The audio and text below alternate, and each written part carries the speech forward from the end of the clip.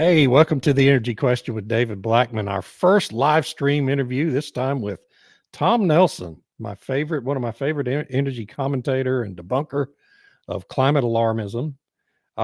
He has also recently become the producer of a wonderful new documentary called Climate the Movie. Tom, how are you today? Doing fine. Thanks for having me on. And before we get started, we wanted to play a little clip from the film. Eric, if you could go ahead and tee that up. There we go. People are dying. Entire ecosystems are collapsing. We are in the beginning of a mass extinction, and all you can talk about is money and fairy tales of eternal economic growth. How dare you?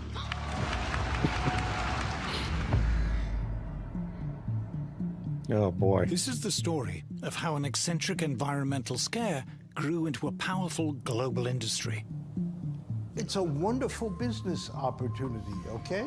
You want climate, we'll give you climate. There's a huge amount of money involved. This is a huge, big money scam. There are not just now billions, but there are trillions of dollars at stake. It's a story of self-interest and big government funding. People like me, our careers depend on funding of climate research. This is what I've been doing just about my whole career. This is what the other climate researchers are doing with their whole career. They don't want this to end. If CO2 isn't having the huge negative impacts that we claimed it was having originally, how are we going to stay in business? A lot of people's livelihoods depend on it. They're not going to give that up.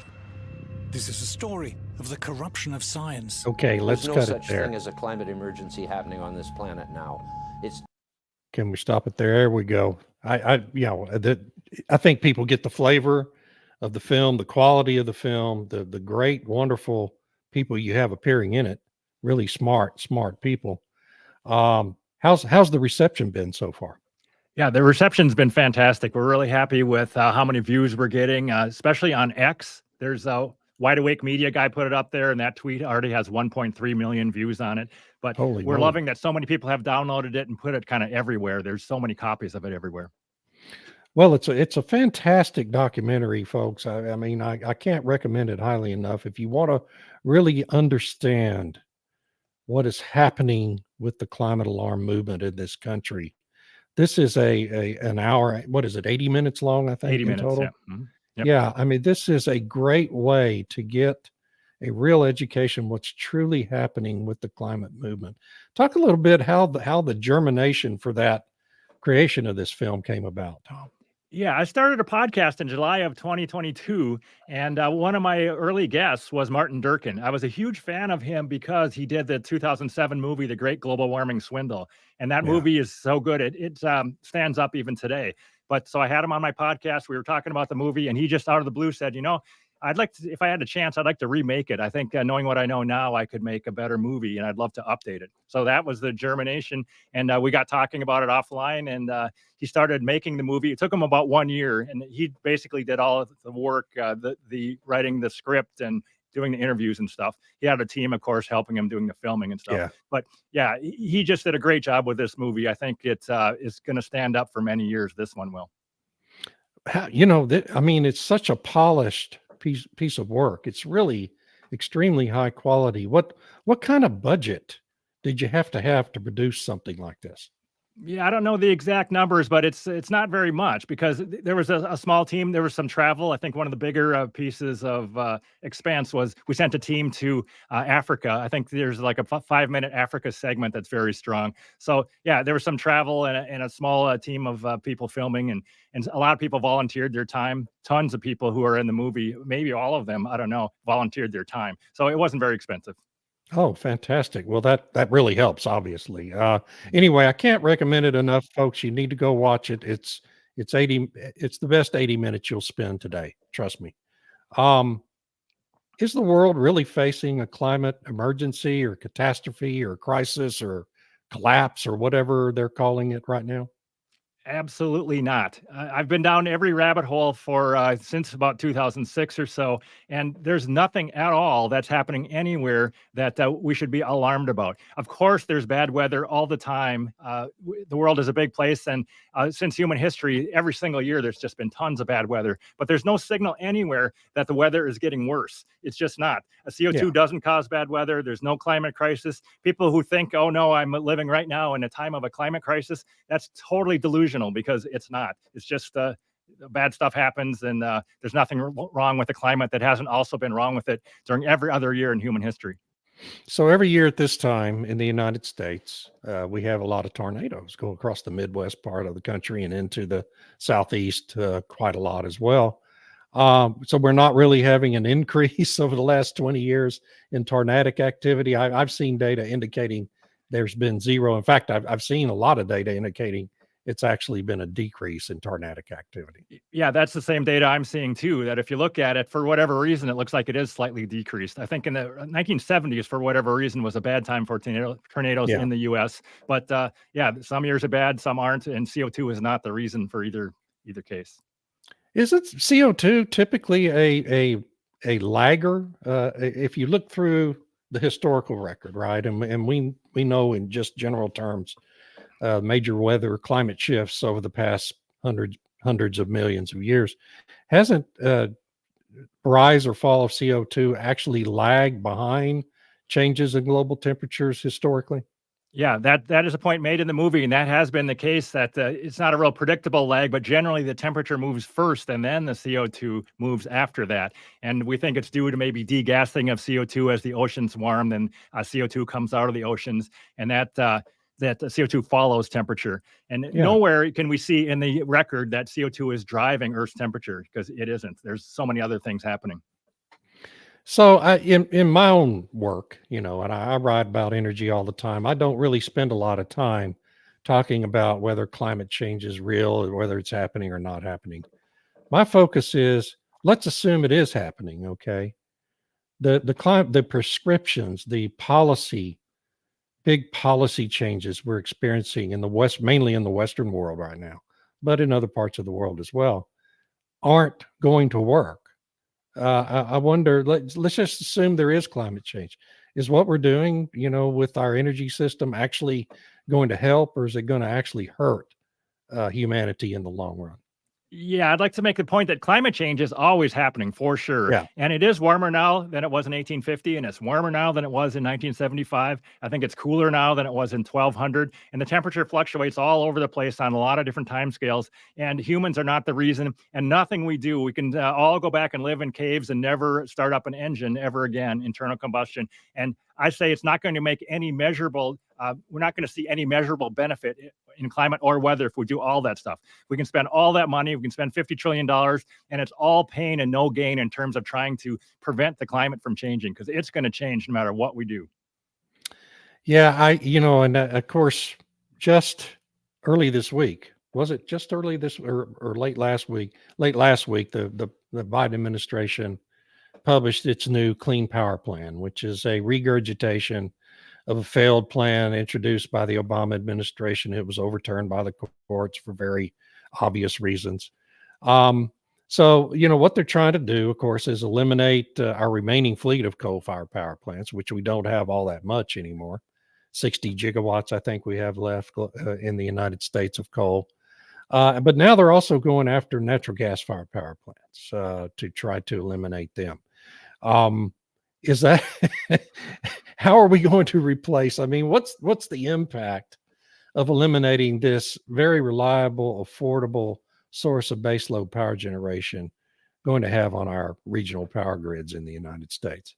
Yeah, I think making any of these decisions to fight CO2 is just completely crazy, totally crazy, because it's like fighting water vapor or oxygen, because CO2 is not a pollutant. So it's completely crazy to make these changes for that reason. But if we do make those changes, then we're going to have blackouts for sure. There's no way we're going to run this country on wind turbines and solar panels. No way is that going to happen. They're way too intermittent. And if we tried that, then like if Apple would have run their data centers just on wind and sun, then there'd be long periods of time when the data centers would not be up. It doesn't work. You can't just use propaganda to change the laws of physics. So none of this stuff works in real life.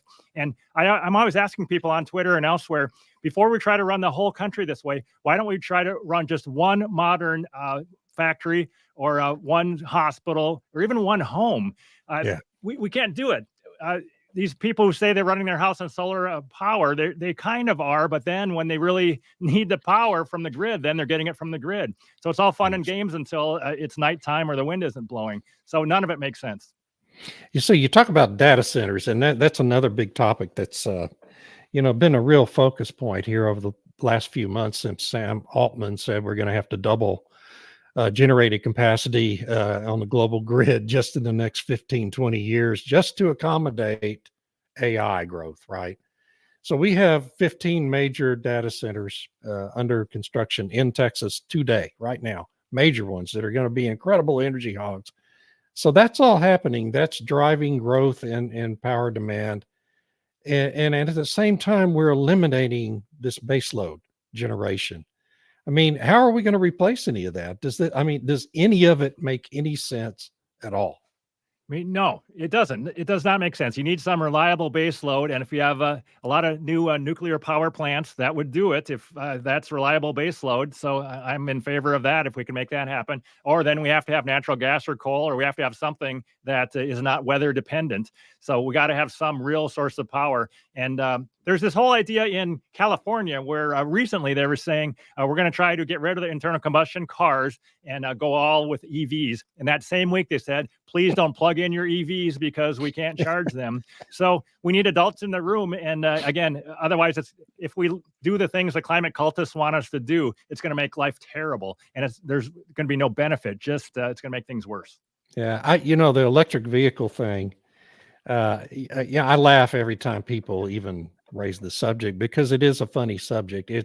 But it's not funny. It's also a tragic subject. I think the Biden administration, and I write about this a lot, is in the process of literally destroying the American automotive industry. And Mary Barra at General Motors and what's his name at Ford Motor Company have also played a big role in that by buying into the whole program so they can get those federal subsidies and thinking they can completely change over their model offerings. I think this year we're seeing a real shift in momentum in the electric vehicles industry, right? It looks like some of these automakers are waking up, like Ford, realizing that, we've been led down a garden path here. Do you think electric vehicles are really ever going to replace internal combustion engines? That's a great question, and I don't see it happening. I mean, there are certain applications, and a lot of them are toys for rich people. They're a third car or something to kind of virtue signal. But I don't see the standard American working in a real job, and they only have an electric car. I don't think I'm going to live to see that. Maybe something will change, but there was a time when electric vehicles had the lead around maybe 1900 or something. Electric vehicles had the lead then, and then they were pushed out because there's so many advantages to a real internal combustion car. Right. Just it's so hard to compete with that energy density. It's yeah, it But doesn't. that's a point. That's also a point I make all the time. Is electric vehicles not a new idea? The first electric vehicle was introduced. Rolled out in the mid 1880s, 1885, I think. And, around the turn of the 20th century, the prevailing thought was that electric vehicles were going to dominate the car market.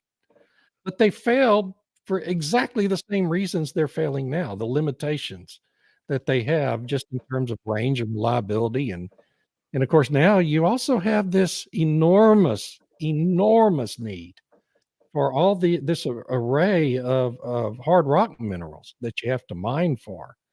I mean, is there any way we're going to be able to? What is it? We have to increase the production of lithium globally by 900% by 2032 to accommodate all this. Is that? I mean, can that even happen? Is there a precedent for anything like that ever happening? I don't know of any precedent, but yeah, you're just bringing up there's all these all these drawbacks of electric car, just the range issue, just that one is so big. And then you're talking about these other ones, about all the mining that it takes and how you're going to recycle the batteries and just the weight of the battery. A Tesla might have a 1,200-pound battery that you have to haul around with you all the time. That's a big disadvantage. And then if you're going to try to make an electric-powered jet airplane, then I've read that you might have to have a 3.2 million pound battery, and then the plane can't take off. So it just, it doesn't work. There was one interesting thing about electric cars in Tom Friedman's book. I think it came out in 2008, Hot, Flat, and Crowded. He's talking about the history of electric cars. And he was saying, he quoted from an old document saying that, we're going to have some breakthrough in electric batteries that's going to make this way easier. But we've been hearing this story all the time, and it's always 10 years away. And they were saying that way back, maybe 120 years ago. They're saying it's 10 years away. Here we are now. Still, it's maybe 10 years away until we have this magical battery that doesn't take so long to recharge. So Moore's law does not apply to batteries. We're not going to have a little tiny battery that can make a plane take off, et cetera. That's never going to happen. So what do you think? And I get asked this a lot. And I wonder what your view is. What is the real end goal of the climate alarm movement that has become essentially a global religion? Its real goal is not just to switch us over to electric vehicles, is it?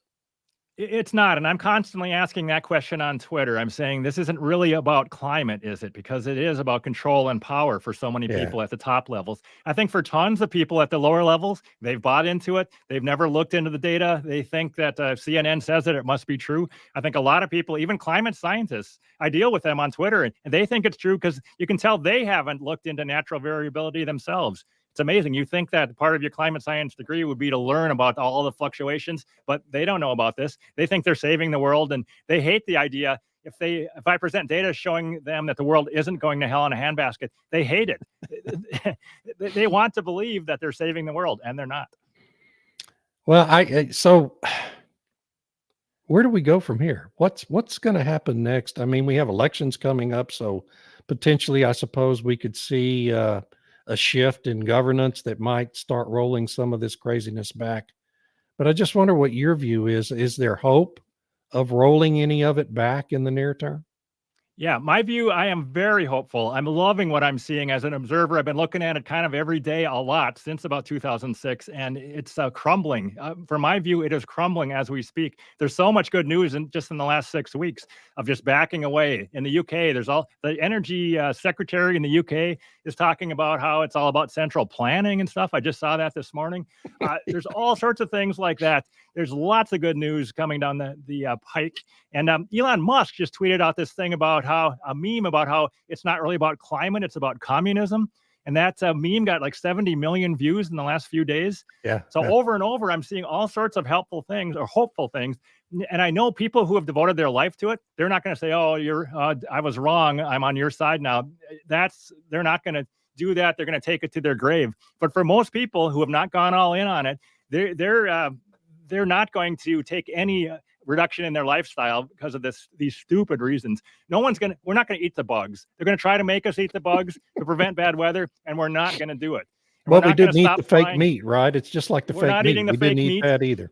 Yeah. It's all about forcing us to have a reduction in our lifestyle. We're not going to live in 15-minute cities in the U.S., maybe in China, but not here. We're not going to take it, and they're not going to win. I think a lot of people who have talked about it a lot in recent times are just going to suddenly stop talking about it. They're not going to say we were wrong, but we're going to be seeing that. Wait, they're not mentioning it anymore. There's this BlackRock guy, Larry Fink. I think there was some report, maybe their annual report in 2020, they mentioned climate 29 times, and just now the similar report mentioned it 4 times. And that's just what's going to happen. Climate's going to kind of drop out, and we're not going to we have to keep our eyes open as it continues to just drop away from the conversation. Yeah, and of course, the similar thing has happened to the whole term ESG, which has been BlackRock's focus for 20 years. They've been the real leader in that.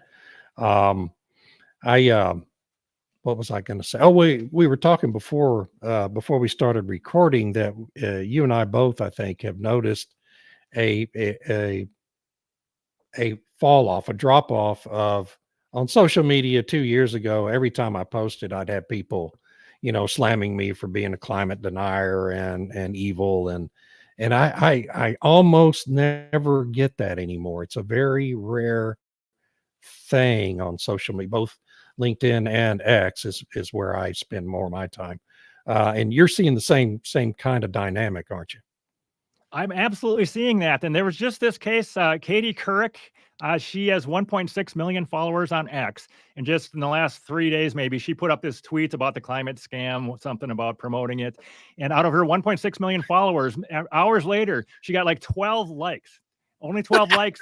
And she got 11 or 12 responses, and every one of them was pushing back against her. She got 0 positive replies out of 1.6 million followers.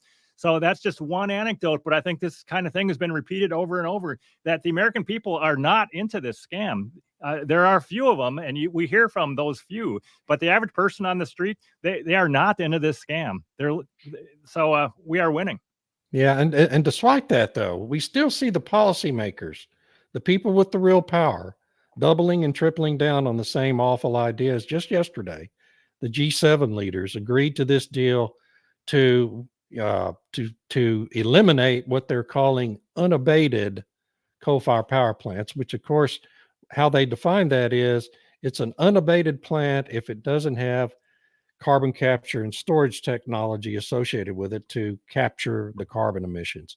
And the point I've made about that is that that's been tried with 5 different plants here in the United States, and it's failed every time. It's an unproven technology, and yet they are committing their countries, the G7 countries, which includes the whole EU, Japan, the United States, and a few other countries, to saying, well, we're going to stop using any coal-fired power plant that doesn't have successful CCS technology associated with it. That's not just a stupid agreement.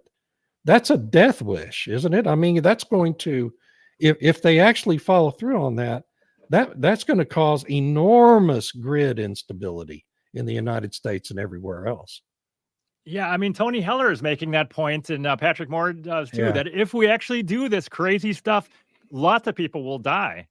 Straight up, like in Minnesota, if we were, it's really cold here in the wintertime, and if we actually try to heat our homes using wind turbines and stuff, tons of people will die quite quickly. So yeah, it is a death wish. It makes no sense. It's not like it makes a little sense. It is a suicide for the West, and China gets more power, et cetera, because they're not buying into it. And I do think we're kind of seeing the death throes of it, that the people, again, at the top, they're just going to try to force this through. I don't think Joe Biden is listening to us here on this podcast, and he's realizing that CO2 isn't the climate control knob or whatever. I don't know if he's realizing anything at all anymore, but it is going away. That too. And the whole point is to get this stuff to happen. They actually have to force this down our throats and actually do real stuff. They can't just promise it. They actually have to try to do this. And they're not going to do it because we're not going to accept this pain. There's no way we're going to accept this pain if they actually try to make it happen. They can talk about it all the time, but they can't make it happen. Hey, we've got some viewer comments. That's a great part about doing these things live is we can take questions and have comments. Patrick Devine, it's like the war machine and those who make millions and billions on war. If there's no profit in peace or climate normalcy. That's actually a great point, isn't it? Yeah, that is a great point. There's all kinds of people whose jobs depend on there being a climate crisis. And if we just realize the weather, there's nothing wrong with the weather, then they're out of a job and they lose their power. And then they can't think of themselves as heroes, and they can't sell their books. And there's all sorts of things that just go away if people realize that this is all baloney.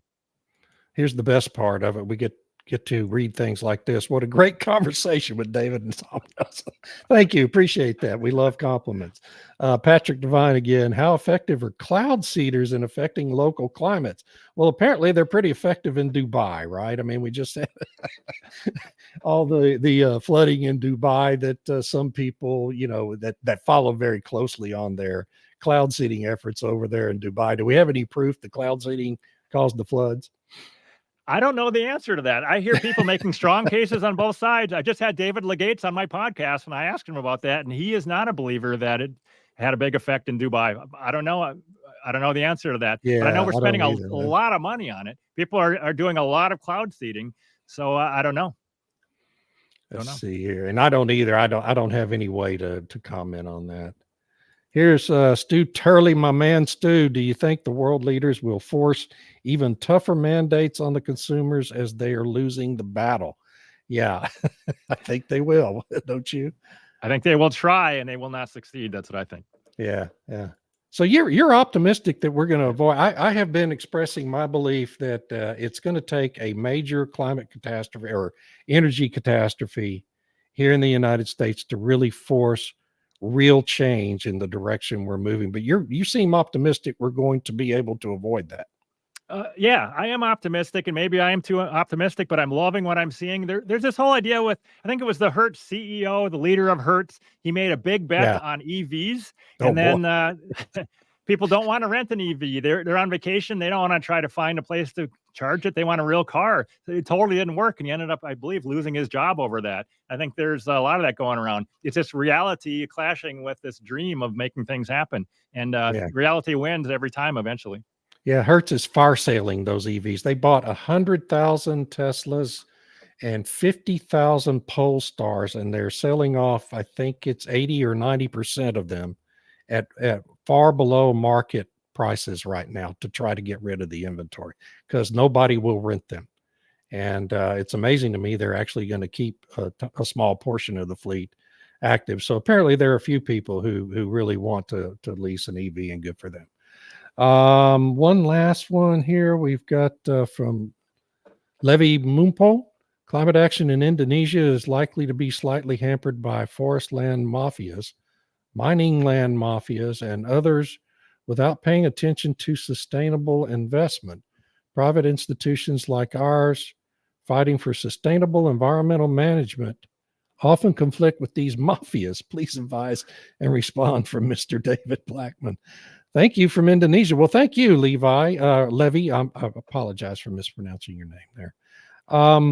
Yeah, I mean, I think, and I think Tom would agree with this. I think responsible, sustainable investment is important, and development is important. And what I found in my career was that the people running the companies I worked with were very concerned about that in the oil and gas business. And I know mining companies have become a lot more conscious of that. I just interviewed last week the head of a global coal association, and her whole message was about that, how things have improved in the mining business. Power plant operators are a lot more responsible. And isn't the reality, Tom, that over the last half century, the United States and really most of the rest of the Western world have been incredibly successful in removing real pollution like sulfur dioxide and noxious oxide from our environment, right? And not just the air, but the water too, are incredibly cleaner than they were half a century ago. Yeah, I'm hearing that all over the place. That Steve Malloy is making that point all the time. That I was around in the 1970s, and the air quality in the cities in the U.S. was way worse in the 70s than now. I think the propaganda is, oh no, kids are living in a polluted world in the U.S. They're not. No. Things have been cleaned up. I think the Hudson River, I've heard from RFK Jr. that it was very polluted, but now it's not. And species that weren't able to live there before are living there now. And so, yeah, the whole idea that things are getting way worse is not true. As we get richer, then we have more money to be able to have these luxuries, and we're able to run things in a cleaner manner. So I don't want to bulldoze down all the forests or anything. I'm a deer hunter. I like to have plenty of habitat. I'm a bird watcher. It's great to have plenty of wildlife, and I'm all for that. But the whole idea that we're going to fight CO2 and that's going to be good for birds, crazy. There's this whole idea I've seen more than once that we should have 200,000 teams out there cutting down trees and burying them. That was a Bill Gates thing, because the trees, they have carbon in them. So one way to sequester it is just to cut down the trees and dig a hole and put them in there. There was actually a scientific paper that says that's what we should do to prevent bad weather. So you can hardly get crazier than that. So no, that's not gonna work. Holy moly, that's even more insane than I knew Bill Gates was already. And that's been the whole thing. I think let's close up this discussion by pointing out the fact that the whole germination point that's driving this entire global movement was the court decisions during the George W. Bush administration that enabled the Environmental Protection Agency to regulate carbon dioxide, the basis for all plant and animal life on the planet, as a pollutant. They had to, because we had done such a great job of eliminating real pollution from the atmosphere. The climate movement had to have another boogeyman, and that court decision gave it to him, didn't it? Yeah. The whole idea that CO2 is a pollutant is crazy. You and I, as we're sitting here, we're exhaling maybe 40,000 parts per million. Yeah. 100 times what's in the atmosphere. And it's a great plant food. There's this whole idea that Will Happer says that in a growing cornfield, there might be 400 parts per million at the start of the morning and 200 parts per million CO2 a little later on because the hungry corn is sucking it down.